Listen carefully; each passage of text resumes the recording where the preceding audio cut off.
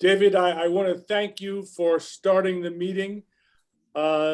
This month, Beyond Black History Month program is how do we improve voter registration and subsequent voting follow through. Our presenters this month are Ray Taylor and Florence Shelton Clark. Let me introduce Ray. Ray N. Taylor is a retired lieutenant colonel in the United States Army Dental Corps. He's a graduate of Indiana University School of Dentistry, and Boston University School of Dentistry graduate. He has a board certification from the American Board of Oral and Maxillofacial Surgery. I hope that's correct, Ray. In 2019, Maxillofacial Surgery. In 2019, Ray is an award-winning author from the Florida Writers Association. His book is Tailor-Made Poetry, Prose, and Reflections. He's a member of Kappa Alpha Psi fraternity. He initiated in the Alpha chapter of Indiana University, and his current affiliation is Sarasota Manatee Alumni Chapter and Asala. Our next presenter is going to be Florence Shelton Clark. She's a native of Fort Lauderdale, Florida. She's a resident of Bradenton by way of Jones Creek, Georgia. She's a former entrepreneur and interior designer. She's a long-standing community activist and organizer, elected Manatee County Democratic State Committeewoman, and she's a vice president of Local 16 Congressional District.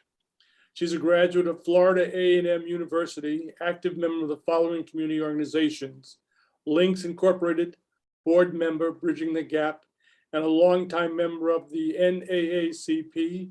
And she's the second vice president of Manatee Democratic Black Caucus and a member of Asala. She's an active member of Bethlehem Bible Church, where her faith sustains and guides her through all aspects of her life.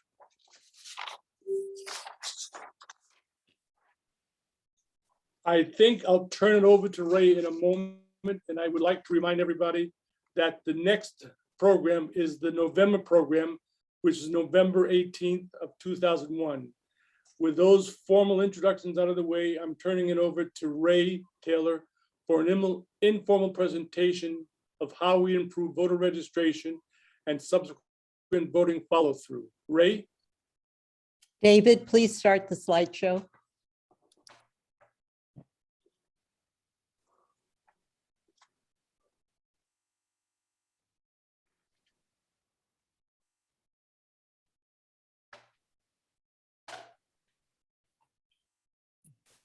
Good afternoon, everyone. As has been formally stated, I am Ray Taylor. My co-presenter left one thing off her bio, and that is she is my walking buddy every morning between 6:30 and 7:30 a.m., where we are easily seen in our development walking or riding bikes. As we can see on the slide, our mission today is to try to talk to people who are members of the choir. We are preaching to the choir. We believe that everybody who is watching this Zoom presentation is certainly registered, and I'm sure that they always vote. But what we are trying to do is to encourage those who might be a little bit cavalier about voting, as many of us have probably been as we went through life stages.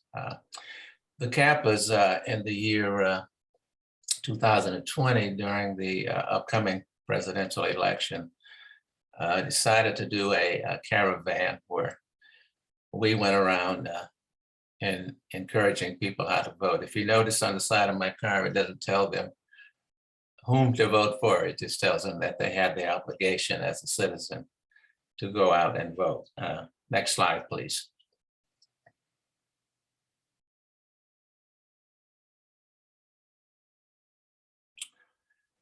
As you can see here, this was taken many, many, many years ago. That's a picture of me when just subsequent to the points that I'm making now. I was a young dentist who had just joined the Army as a dental captain. But before that, when I was in college, I went through a very frustrating year, and that was the year 1960. That was a year when a young Massachusetts senator by the name of John Fitzgerald Kennedy, we know him as JFK now, and the former vice president, a guy by the name of Richard Nixon, were running for president. I had a real interest, but there were several things that prevented me from voting. Some of you may be old enough to remember that in 1960, you had to be 21 to vote. At that time, I was 20. And I am so glad that people finally realized that if a young person at the age of 18 can go into the military and put their life on the line, that they certainly should be responsible enough to have the right to vote. And I wanted to see change. Next slide. Subsequent to graduating from Indiana University, as I said, I did join the Army, and in 1965, you saw me as a young dental captain, then looking like a baby, right? But I went through the process of the academic year, the freshman year and sophomore year, and then we started our clinical years as a junior. Most of us were a bit behind in the period between our junior and our senior years. So we were running into the clinic, scheduling patients so we could do our clinical responsibilities, which were necessary for graduation. That was the primary thing on my mind. I wasn't thinking about voting or anything. And then all of a sudden, boom, and all the news media, and all the newspaper, pictures of these three young men exploded up on the screen. The whole country was shocked. They had found the bodies of these three young men who were really assassinated on June 21st, but it took them 2 months to find their bodies. They had over 400 sailors and probably at least that number of volunteers searching for these bodies. And finally, they found in a field in an earthen dam that was not diverting water. And so the FBI got suspicious. They dug into that, under that dam, and found these three young men. Michael Schwerner, who was 24, James Chaney, who was 21, and Andrew Goodman.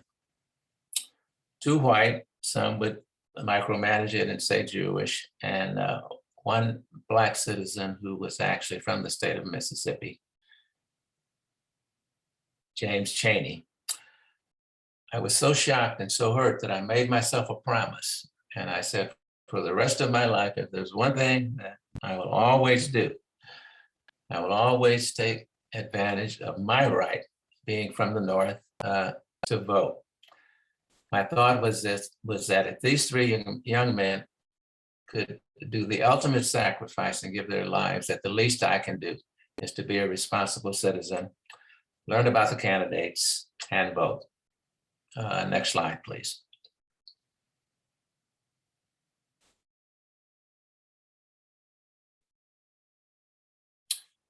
As we can see here, in June of 1964, that was my summer break that I thought I would only be concentrating on trying to get the number of cases to graduate. But this horrible thing happened in Neshoba County, Mississippi. We have heard that summer described several ways. Some called it the Freedom Summer Murders. Some people call it the Mississippi Burning murders. Some of us have actually seen the film that was loosely adapted to go over these events called Mississippi Burning. But it was a horrible thing, and we who see the sacrifices that not just these young people, but so many others made to get the right to vote, we should certainly at least do our part. Next slide, please.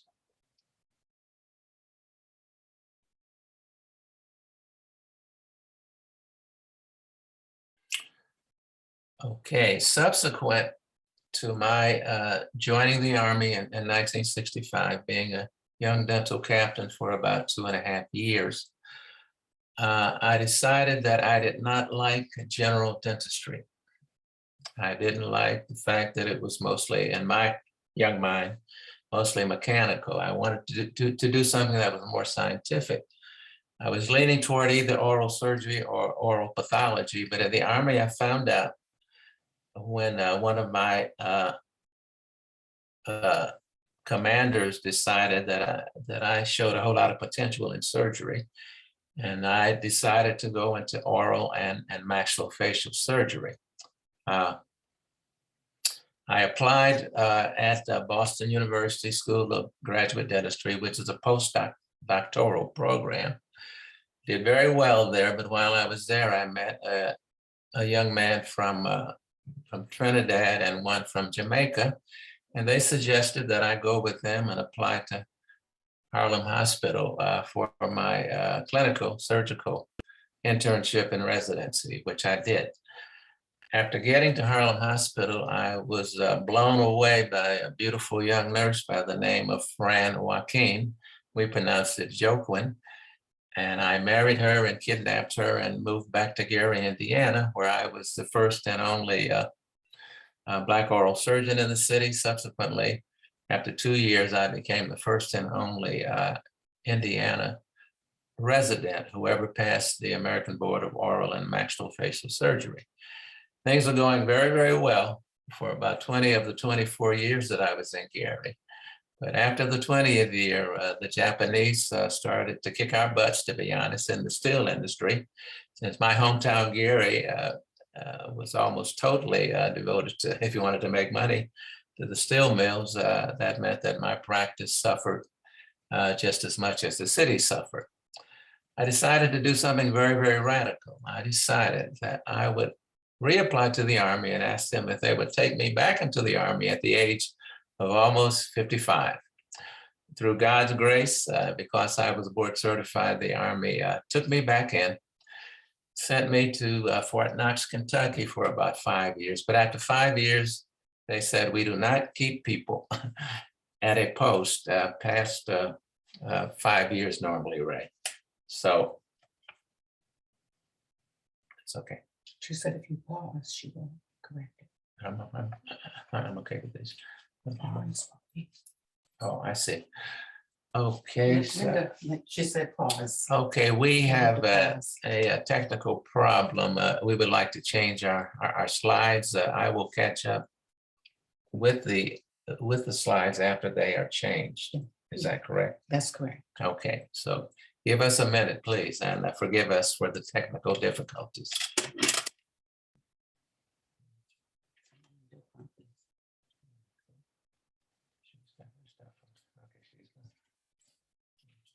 See if you can- Okay.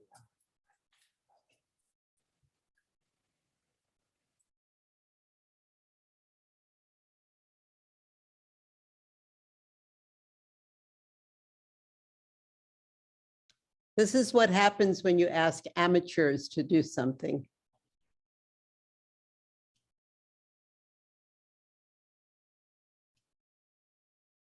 I don't know why this one keeps coming up.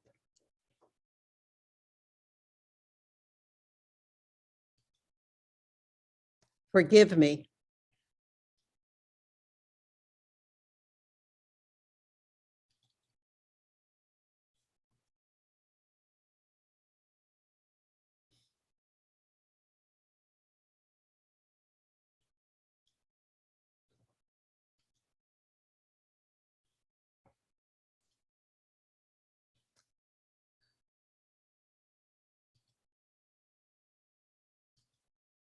It won't let me share it.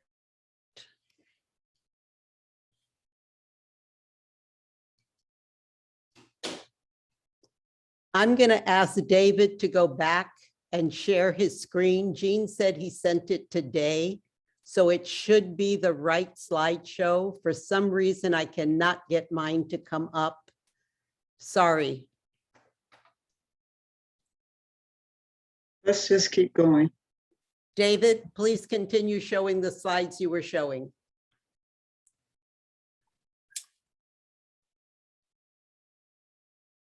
Just got to get them up again.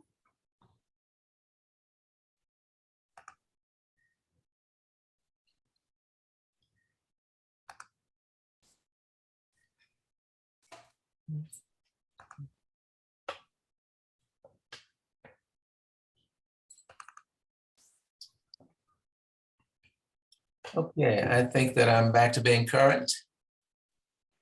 Is that correct? Can you hear me? I can, Ray. Is that the slide you want? Sure, that's All fine. right. Like I said, I had been assigned to Fort Knox, Kentucky originally, and I was told that after 5 years, they usually move people in the military. They said, we would like to have you to be the clinical instructor in a new general practice residency. And I said, gee, I don't want to do that. I'm at Fort Knox, Kentucky. It's only a 5-hour drive from my home. I was a geographic bachelor, so I was able to get home just about every weekend. And they said, Taylor, we will give you 2 choices. You can have Fort Meade, Maryland, or you can have Korea. I said, I'll take Fort Meade, Maryland. So there I was as a new clinical instructor. I had never taught before, didn't know anything about PowerPoint slides, but there I was. My mind was focused on getting prepared, but something else was going on concurrently and concomitantly in my life and in the life of the country. There was another race for president of the United States, one of the closest races in our history. A race between the former governor of Texas, who was also the son of an ex-president. His name was George W. Bush. His opponent was a young man named Al Gore, who had been the vice president of President Bill Clinton. I'll be honest, I had decided I was a moderate person. I was right in the middle of things politically, and I did not particularly care for either of the candidates. For the first and only time in my life, I broke a promise to God and to myself. I promised that I would figure out a way to vote no matter what. But I decided that I would not send away for my papers to vote by mail. I would just blow it off. What a mistake. What a mistake. For the first and only time in my life, I broke my promise about voting. Next slide, please.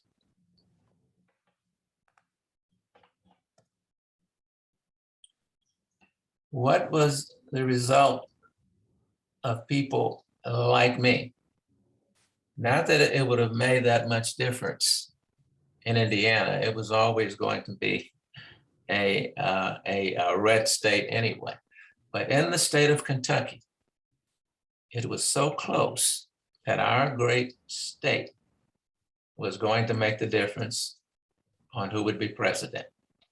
If I had just truly investigated and seen some of the things that Al Gore had done regarding our country and in general, these things would not have happened.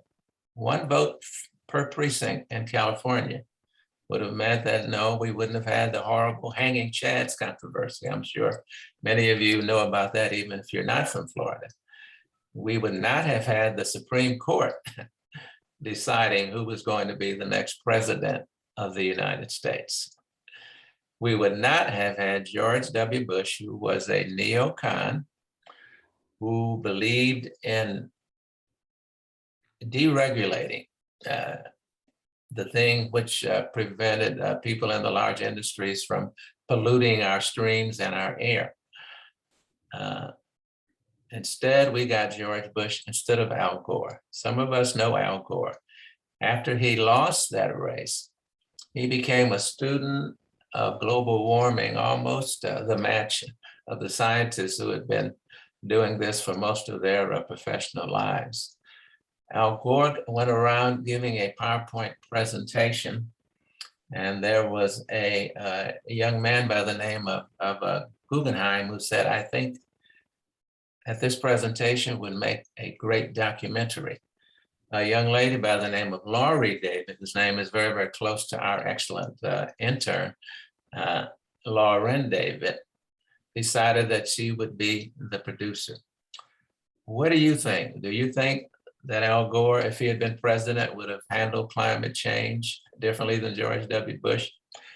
Do you think that possibly, do you not think that possibly that some of the horrible hurricanes and some of the horrible flooding that we see, I understand there was a person that was actually drowned in his own basement in Queens, New York. Do you think that all the flooding and all the hurricanes and all the horrible fires that you see every year in California would have been the same? I think that things would have been differently.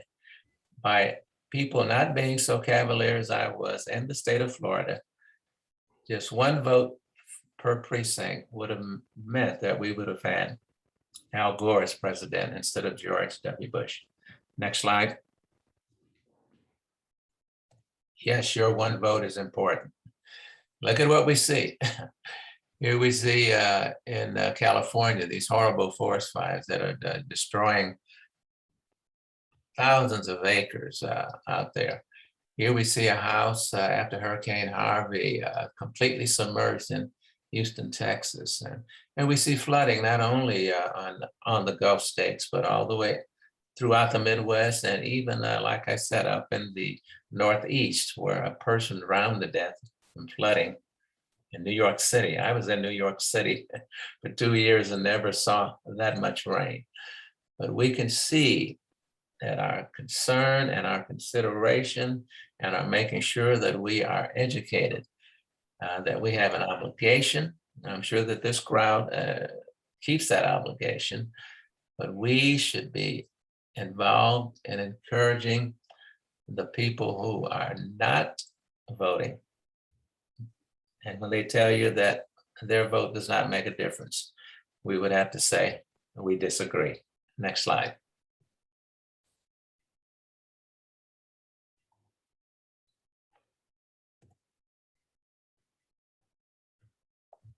All right, let's bring it up to the now.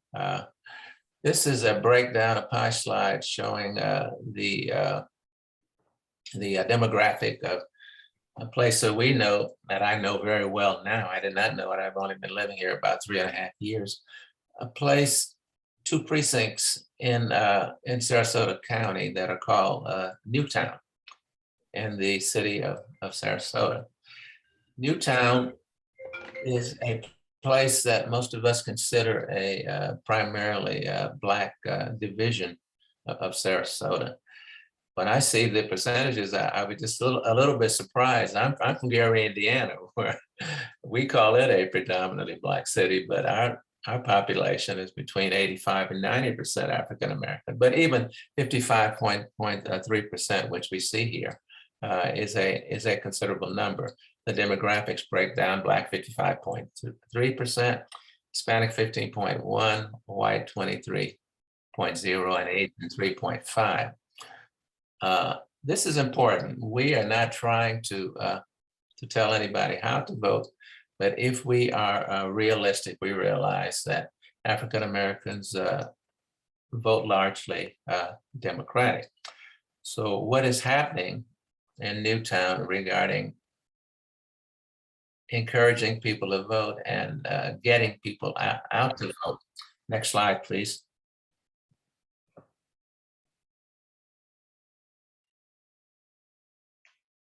And again, Newtown is just a typical example. What we found out, and Laura and David, our excellent intern, who broke down things at precincts 101 and 103, which is Newtown, that of the 3,382 African-American residents, there were 1,320 of which were registered to vote. This slide is not quite correct, but I found out that of the Democrats, 44.53%, I believe, turned out to vote, and other Republicans of all parties and all races, 55.95, almost 56% turned out to vote. What that told me is that the Republicans, most of whom, many of whom are not sympathetic to us, are managing to turn out a higher percentage of voters. That also tells me is that, I will not tell you my party affiliation, but it tells me that the Democrats have work to do. And since most African Americans do lean toward that way, we should be concerned at these percentages. We should be encouraging. We should be telling them why their votes count. We have work to do. Next slide. I believe that might be all of mine. Okay, what can we do? Like I said, I'm preaching to the choir. I understand that probably everybody who took the time to come to this Zoom is probably registered voters, and they probably vote just about 90 to 100%. But what can we do to people who are not quite so determined as we are?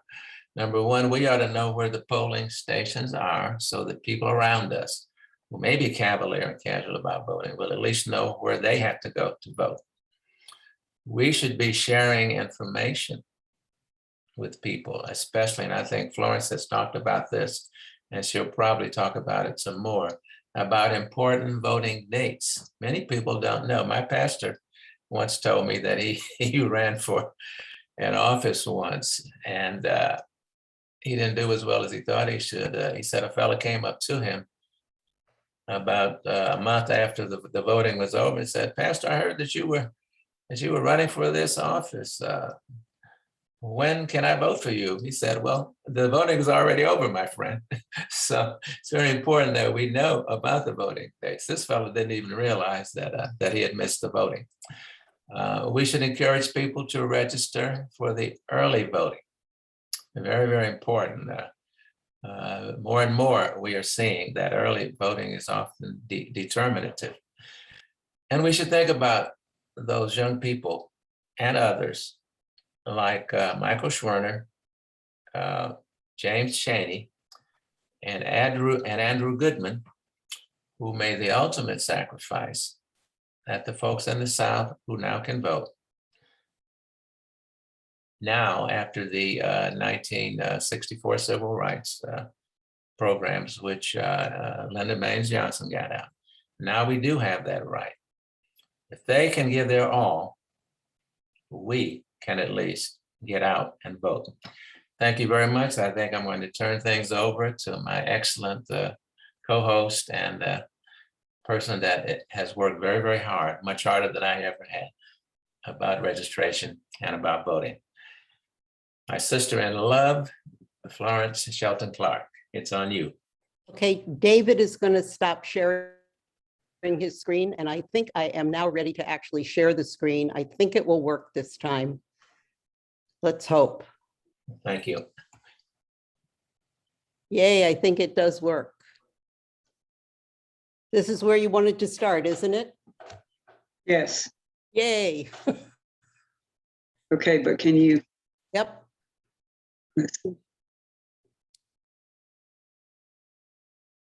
Good afternoon, everybody, and I'd like to thank you for joining us as well. And those of you that know me know that this subject is my passion. So I'm glad to be here to talk with you briefly about SB 90. But before we move forward, I just wanted to bring to your attention that there are elections coming up for Manatee County. November 2nd is the school board referendum election. November 2nd, as Ray said, we need to know and be informed about election dates that are coming up, and we need to vote in every election. Sarasota County has November 2nd also, which is the city of Venice, general election in town of Longboat Key, which has a referendum vote also. Next slide, please. And as I mentioned, I will talk about voter registration and education and the effects of SB 90 on the voter registration application process. Next slide, please. For those of you who have not heard about SB 90, it's a new election administration bill that has revised basically Florida's election law and it's advanced by the Florida Republican legislators and Governor DeSantis, who signed this new bill into law on May 6th of this year, and it was effective immediately. And many of you heard about it. It's going to, it's said to create unnecessary barriers and burdens that's going to disproportionately impact some of the voters of color and people with disabilities. Restrictions are also going to be making it harder for voters to request vote by mail ballots and to return their completed ballots. And it's going to make it burdensome because of identification requirements for vote by mail. And I'll talk about that later. SB 90 is going to also criminalize anybody that's out there giving water or snacks to voters that are waiting in long lines. And who's usually affected by these long lines? People of color. So just be aware of this. And we are more than likely going to experience this at the polls, but you cannot provide water or snacks to them. Next slide, please. Returning citizens, this, of course, after Amendment 4 and returning citizens, who some people refer to as former felons, but the correct term is returning citizens. After Amendment 4 was passed and returning citizens had the right to vote, then it was discovered that they cannot vote if they have fees and fines. So before you can actually register them, you have to find out if they have fees or fines. And there's an organization called the Florida Rights and Restoration Coalition, which is FRRC. It's an organization that will assist the former or the returning citizens in paying their fees and fines.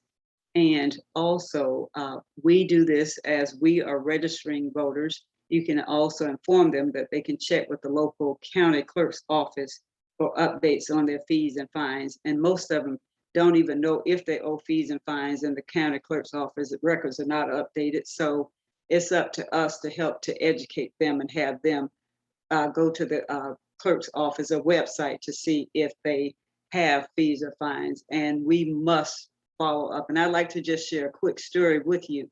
I registered a young lady who had been in and out of trouble. She had voted in 20 years. And after she got registered and everything, then there was an election. I followed up by calling her to remind her that it's time to go and vote now. So she did go and vote. I said, take a picture of your sticker that shows that you voted.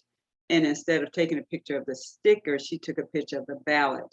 And what she had actually done, instead of shading the bubble, she actually made an X for the candidate. And unfortunately, that ballot is not going to count. But the good part about it is she did go and vote. So what we have to do, this just told me that we have to educate these citizens and let them know the proper way to do it so that we won't lose votes by something like that. Next slide, please. Okay, and everybody who has done voter registration is familiar with the voter registration application. Nothing really has changed on that, except we do know that 1 through 7 is required. And in doing number 5, the important thing is that we remember we don't have to do that complete line. We only need to make certain that either the driver's license or the Florida ID or last 4 digits of the social are on that line. And we usually suggest that you do last 4 digits because it's quicker. People can remember that.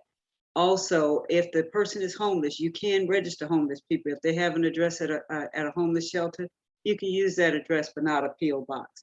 And for option number 8 through 11, the number 11, the telephone number and the email address are very important because this enables the SOE to be able to contact you if there's a problem with that person's application. Next slide, please. And party affiliation. We know that this is very important, right, Ray? Yes, it is. It's important because if you do not check the box, you will automatically be assigned as an NPA, which is no party affiliation. As an NPA, you are unable to vote in the primary election, so you're letting somebody choose your person before you even get to vote. Number 12, you must sign and date the form. Now, the person that, if they have problems writing, you can help them complete the form, but they have to sign it, even if it's with an X. An X is acceptable. Next slide, please. I don't know Next why- slide. Next slide. I'm trying. Oh, okay. I tell you, this is tough sometimes, isn't it? Yes, it is. I think While because somebody. she's tried trying, you have 14 days to turn those forms in after registering. And if you are registering, please, before you let that person go, please review the form for accuracy and make sure that it's legible. Everything froze on me, so I apologize. I don't know why this has been so difficult. Oh, Okay, all righty, thank you. we Now, have- with the SB 90, there's a new, those that have been doing voter registration didn't know about this, but this is a new disclaimer. You are required to disclose to the voter that they can deliver their own voter registration application in person or they can mail it. You must inform the voter that they can register and confirm receipt of their form online by visiting the website, and that's in your chat. It's in the chat. Inform the voter that the party might not deliver the form within 14 days. I'll speak more on that in a minute. And you are allowed to assist any person with filling out the voter registration form. However, they must sign it, even if, as I said earlier, even if it's with an X, it is acceptable. And I just did one that a person did just that, and they were registered.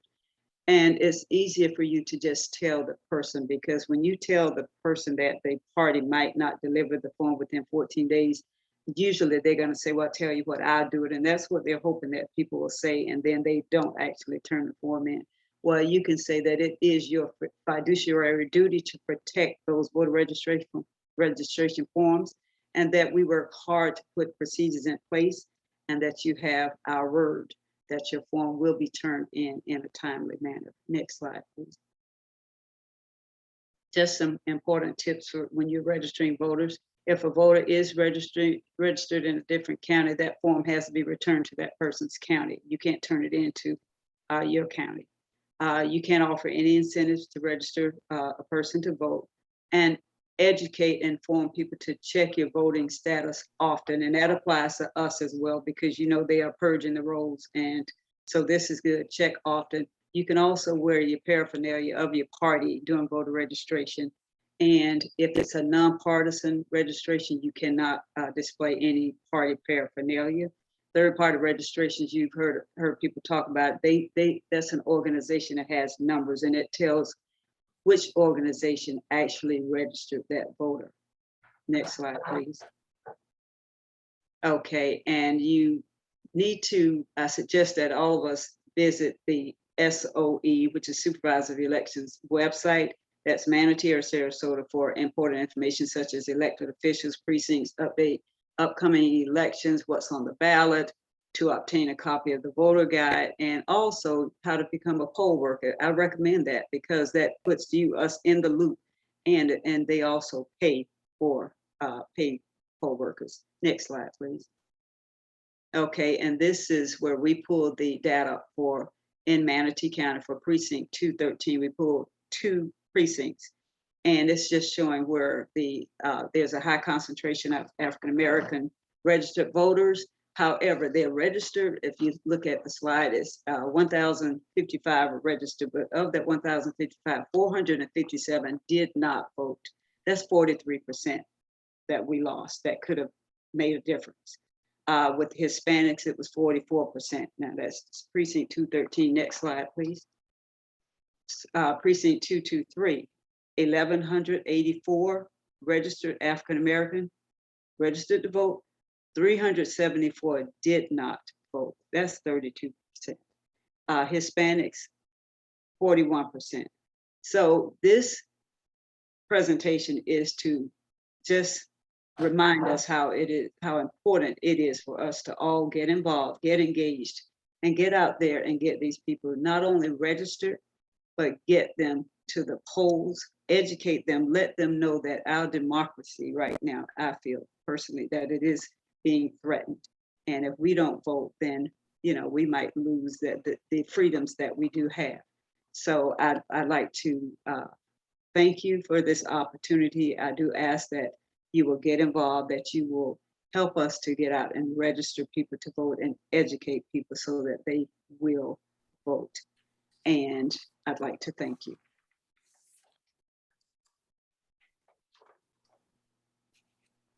I'd like to thank Ray Taylor and Florence Shelton Clark for leading our October presentation. I think the presentation, how do we improve voter registration and subsequent voter follow-through, is very timely and very informative. It gave Sala and the members a lot to think about. We're into our question and answer period. And if you have any questions, you can write them down on the chat and I will pick them up and ask the questions. But I think I have one or two questions for Ray and Florence. And the first one goes to Florence. It says, how has SB 90 affected our vote by mail requests? Okay, that's a good question, and I thank you for it.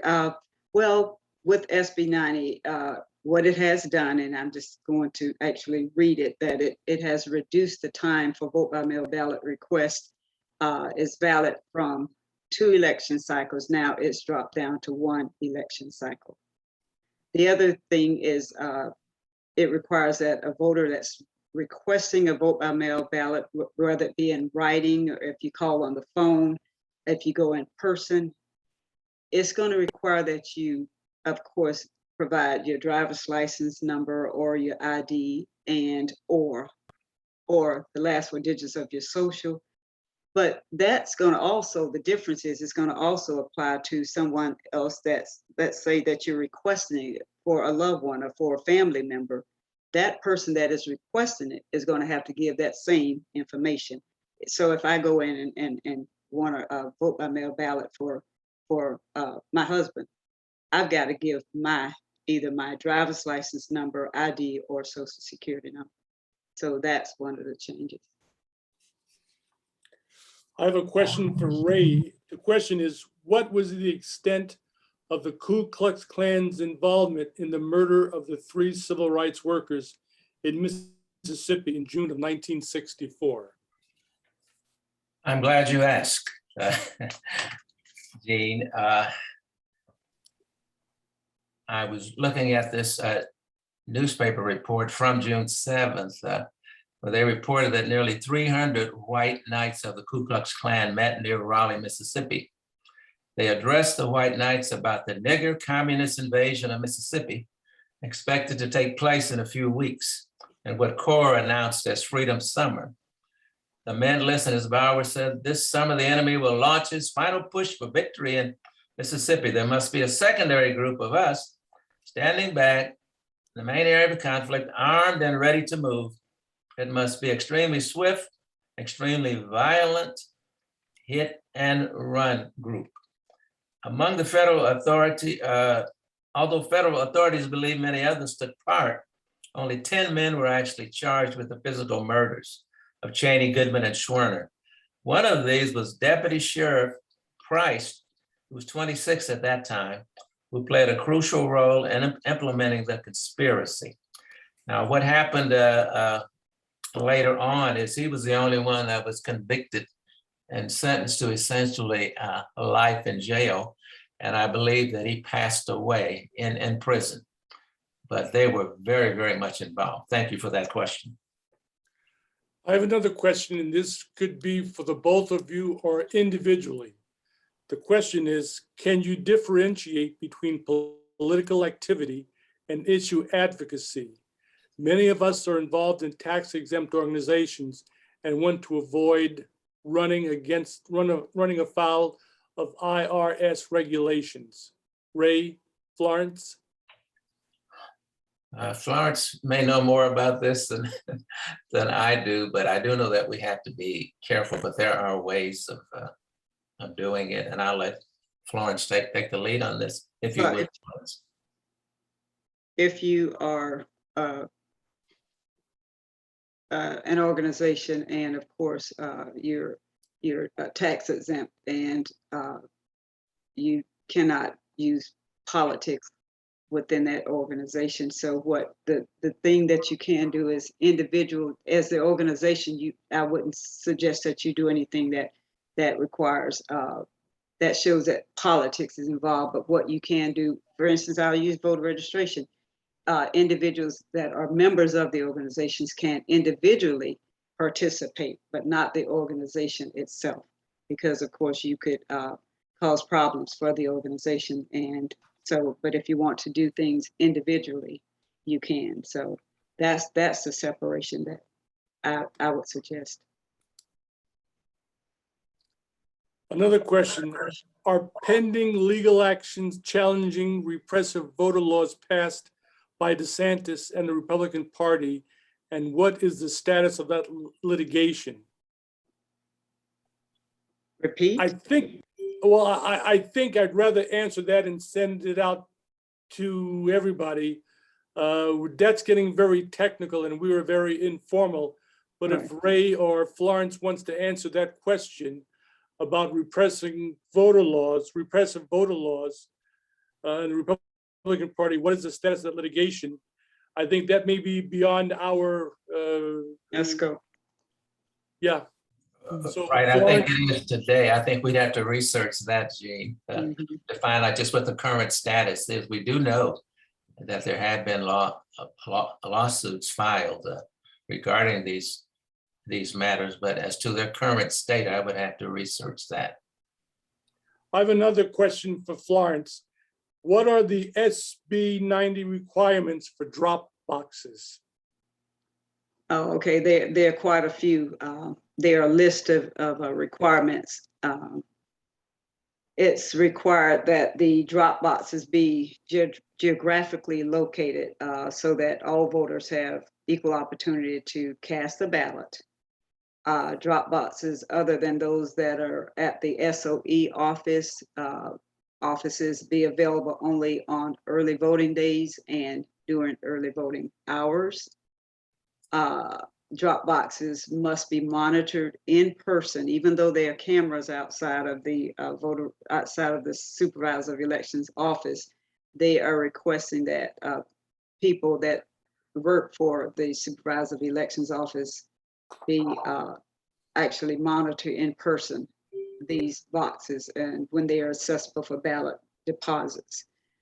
Also, the drop box locations, it has to be designated 30 days before an election, and it prohibits them from being moved. And it requires that all drop boxes be emptied at the end of the period when they are available. So, and I'm taking that from the SB 90 fact sheet. I'm not making it up. I'm actually taking it from the fact sheet. Thank you, Florence. I have a question for Ray now. Explain how a few apathetic voters in Florida may have influenced the global warming direction since the year 2000. Right, Gene. I just happen to have an article about what really happens with the effects of climate change. What it says is that global climate change has already had observable effects on the environment. Glaciers have shrunk, ice on rivers and lakes are breaking up earlier, plant and animal ranges shifted, trees are flowering sooner. And these are some of the future effects that they're talking about. Change will continue through this century and beyond. Global climate is is projected to continue to change over this century and beyond. The magnitude of climate change beyond the next few decades depends primarily on the amount of heat trapping gases emitted globally and how sensitive the Earth's climate is to these emissions. Now, let's just talk about what they're predicting in certain areas of this country over the next 20, 30 years. In the Northeast, for example, they are predicting heat waves, heavy downpours, and sea level rise pose growing challenges to many aspects of life in the Northeast. Infrastructure, agriculture, fisheries, and ecosystems will be increasingly compromised. Many states and cities are beginning to incorporate climate change into their planning. Northwest, changes in the timing of stream flow reduce water supplies for competing demands. Sea level rise, erosion, inundation, risk to infrastructure, again, same thing there. Increasing wildfire and insect outbreaks. Southeast, sea level rise poses widespread and continuing threats to the region's economy and environment. Extreme heat will affect health, energy, agriculture, and more. Midwest, extreme heat, heavy downpours, flooding, air and water quality. It will exacerbate a range of risks to the Great Lakes. And finally, the Southwest, increased heat, drought, and insect outbreaks, all linked to climate change, have increased wildfires precipitously. We will have declining water supplies, reduced agricultural yields, and health impacts in all of our cities. We can see it, and it's getting worse. Thank you, Ray. I have a quick question for Florence. Can you go and give your ballot in person versus mailing it in? And can Asala give a list of all locations where you can drop your ballot off? Okay, of course, you can turn your ballot in. You can take your ballot to the supervisor of elections office. And if you go on register to vote florida.gov, you can get the information about where, drop off points where you can drop off or drop off boxes, information. That is why when I was talking, I was saying that it is important to just go on the supervisor of elections website, and you will just be in awe of all of the information that is on that website. And the other thing I do recommend that people do, if you decide to drop off your ballot, pick up what's called a voter guide. Pick up a voter guide, and this has a plethora of information in it. I mean, everything from your elected officials, who can register to vote. It has everything in it, and I tend to keep this with me at all times. So I would suggest that if you are going to Manatee, the supervisor of elections office is where you can pick this up, or go on the website, and it has all of that information for you. The last question goes to Ray and Florence. Can Asala put forth the website where there's all the information about voting? And can we do it by email? Can we send out an email to the members? That's up to you guys. Yeah, listing the website that you spoke of, Florence, so that everybody has the understanding and where to go to get answers to the drop boxes, the times, the dates, all that stuff. And I believe Asala can send that out, and that's not electioneering, that's just information. Right. That's Right. just general information. That is not Right, a party. That's not talking about right. any particular party. Gene, that would be nonpartisan. So I'm pretty sure that would be fine. Okay, I think that about brings us to our conclusion of our October Beyond Black History Month, which was how do we improve voter registration and subsequent voter follow through. I'd like to thank Ray Taylor and Florence Shelton Clark for being our presenters this month. I'd also like to thank for the first time Lauren David, which is our intern, who did the research and did the slides and prompted the questions and prompted the answers from our presenters. And I'd like to thank the Education Committee for being involved in the Black History Month programs. And I'd like to remind the participants and our members that our next Beyond Black History Month will be November 18th at 4 o'clock. And if there aren't any further questions, I think I'll turn it back over to David to close the October Beyond Black History Month presentation. Gene and Linda, thanks a lot for, again, a great, interesting program. Thanks to our presenters who did a phenomenal job. Thank all of you for taking an hour out of your week to continue to learn and grow. Please join us in November, as Gene has said, for our continuing program. At ASALH, we contend, while Black History Month was a brilliant idea of our founder, Carter G. Woodson, Black History Month is every day, every month of the year. So join us and continue to learn as we learn. Everybody David- have a good evening. And David, yes, before you stop the recording, all I want to say is this will be available on ASALH's website. So if somebody could not attend and would like to see it later, they can. So thank you all for participating. And can Linda, I can also, I just say that you guys are welcome and that it was our pleasure. I'm sure that Florence would also say that. I do. I Thank also you. see that you've included some information about help for returning citizens. I think that is very, very important. And David, I think you put it in the chat box.